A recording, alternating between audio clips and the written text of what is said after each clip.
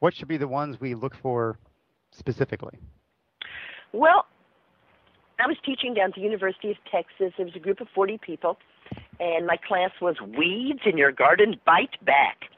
And I asked the people there to name the weeds in their garden. It was a regulation classroom. It had a big chalkboard, and I had a piece of chalk, and I wrote 4 columns of weeds in people's gardens. All right, lots and lots and lots of weeds in people's gardens.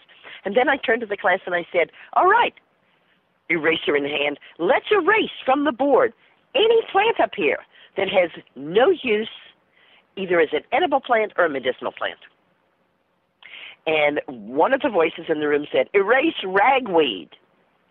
And from the right side of the room and the left side of the room, and I asked them later, I said, did you plan that? And they said, we had no idea. A man stood up, a woman stood up, and they said, virtually in unison, ragweed makes a great tincture that helps prevent hay fever.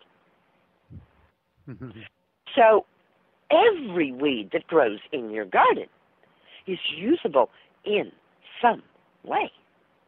I said, well, you know, most of the grasses, I must admit, I feed to my rabbits, so I turn those into meat. But that's still a plant that makes food for me, isn't it? Mm-hmm. And certainly in any survival situation, we are going to be keeping animals because without them, we can't survive. True. A follow-up to that, can you help us out with herbs that work synergistically with each other to bring out healing powers better? I am a simpler. I'm also simple, or even a simpleton. We always tell the apprentices, we're all bozos on this bus, and I have no problem with admitting that I am a know-nothing bozo. I love Bernie Siegel's editorial. It was called, I am nobody with nothing to give. And so, you know, what can we say? You know, we are all in the process of learning, and the primary things that I think are important are to drink a quart of nourishing herbal infusion every day and to harvest some weeds and throw them in your salad every day. Simple enough? Simple enough, yes. Yes. Okay. Thank you, thank Neil. you. Thank you, Paul. Up next is Neil. Yes, Susan. I have a question here from forum member Ethel Farm. If and when the economy, the infrastructure fails, there will be millions of people with various chronic diseases such as diabetes, epilepsy, and heart problems who no longer have access to the big pharma medications that have controlled these conditions. Do you have any recommendations for people, at least for these 3 conditions? As I said earlier, I'm actively involved in envisioning a wonderful future. I don't see any reason why anything should fail or collapse, and I'm certainly not putting my effort into that. I do believe that the very best thing for someone with diabetes, especially type 1 diabetes, is insulin. If we're talking type 2 diabetes, which is a completely different thing, then certainly there is a lot to be said in terms of both preventative and other strategies that can help us deal with that.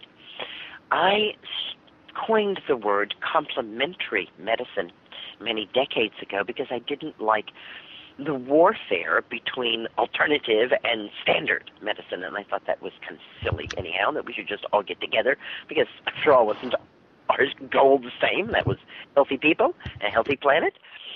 So that word complementary medicine has now been replaced by integrative medicine, and I like that word even better. And I do work with the 7 medicines: serenity medicine, story medicine, energy medicine, lifestyle medicine, alternative medicine, pharmaceutical medicine, and high-tech medicine. And every single one of these 7 medicines is important. A friend of mine called me from the hospital. She said, my goodness, she said, I was having massage. The massage therapist suddenly screamed, turned white, called the ambulance, and they hauled me off. She felt my intestines burst under her fingers as she was touching me. And in the hospital, they've removed a piece of my intestine. And I wanted to know what you could tell me about, getting better.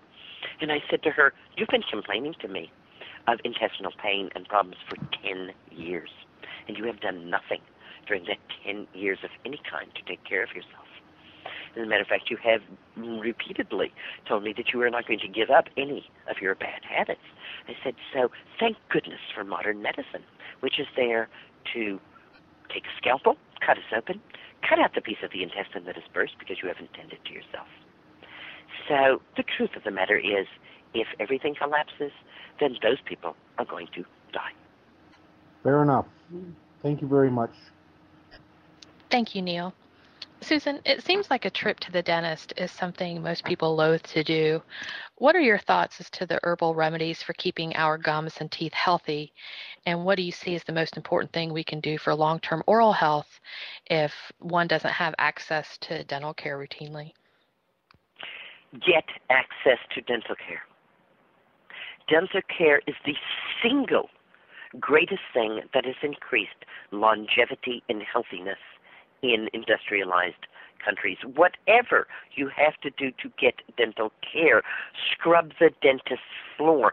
Get good dental care. You loathe going to the dentist? Get over it. Take something that makes you happy.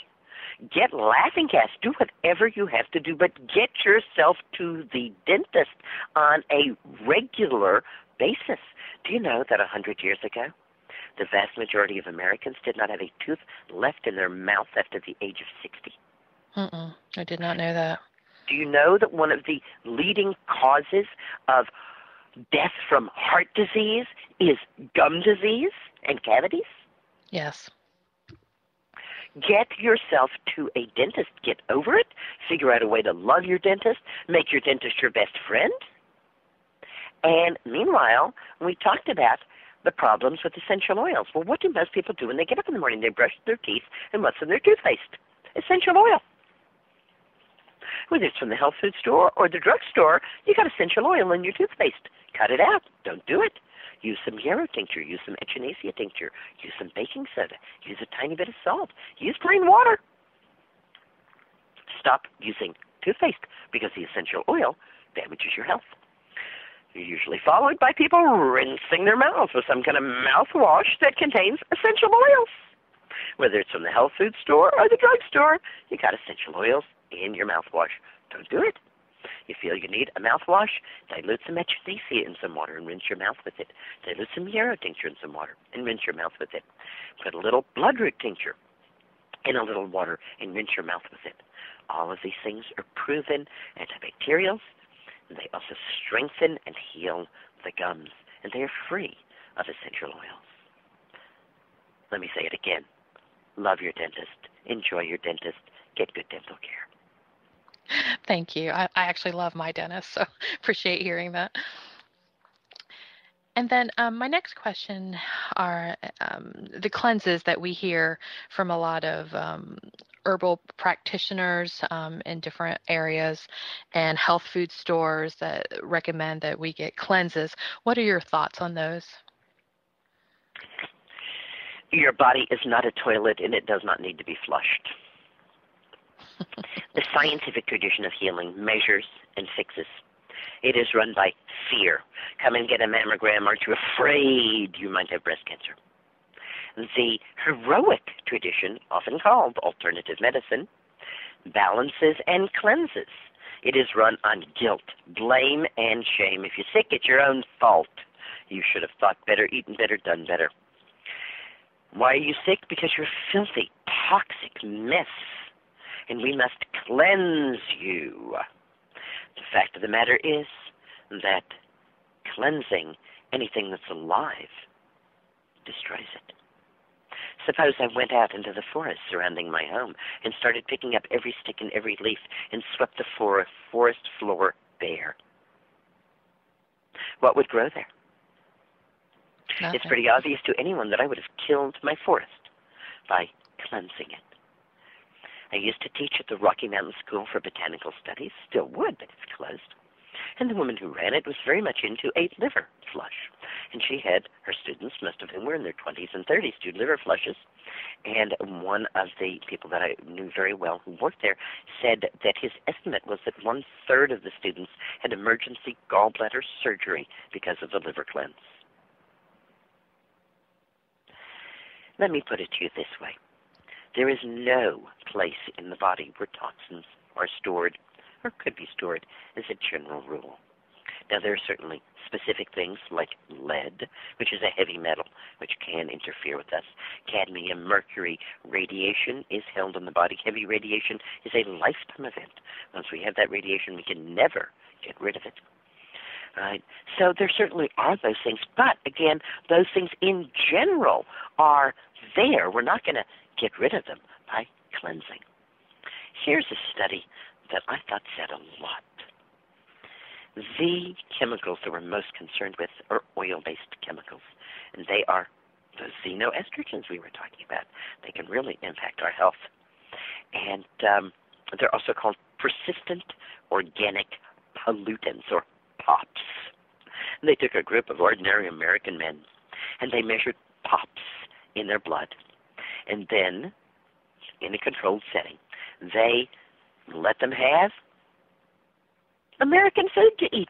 Just the ordinary kind of American food that most Americans are eating out there. Hot dogs and hamburgers and fried chicken and all that kind of stuff. Pizza and soda pop. And that's what they ate for a week. And at the end of that week, they tested POPs in their blood again. It was the same as it was at the beginning of the week. For the second week, they let them eat the same foods, but this time they couldn't eat as much as they wanted. As a matter of fact, their diets were restricted. And they were getting 1,000 calories a day less than they actually needed to live on. And at the end of that second week, they measured POPs, and POPs were almost double in their blood. And then on the third week, same food, and they let them eat basically what they wanted. At the end of that third week, the POPs were back to baseline, what they had gotten at the very beginning of the study. In the fourth week, they again reduced their calorie intake, dropped it down by 1,000 less than what they needed, and measured POPs at the end of the fourth week, and the POPs were now 4 to 6 times greater concentration in the blood than they had been. They continued the study. And by the last time, the concentration of POPs, persistent organic pollutants, in the blood was 15 to 20 times greater. So what we can say is that cleanses preferentially free up the very chemicals that they are supposed to get rid of, make them active in the blood. And when we get off of our foolishness of cleansing, then those POPs go back into the fat cells where they are stored and can no longer do us any damage. And that is, in fact, why they are stored there, so they can't injure or damage us or our health. For 10 years, I asked as many surgeons as I possibly could who had looked at the inside of the human colon, and nurses as well who'd been present at the surgery, to tell me if they'd ever seen anything stuck in the human colon. They all laughed in my face. What a stupid question, they said to me. Where did you read that? How absurd. Don't you realize that the entire lining of the intestine is replaced every 24 hours? Which is why cancer drugs, which are designed to kill the fastest replicating cells in the body, have such a major impact on the digestive system, because the entire lining of the digestive system is replaced every 24 hours. No, nothing can ever be stuck in the colon. There are no toxins in our liver, and sweating does not remove anything except needed mineral salts from our bodies.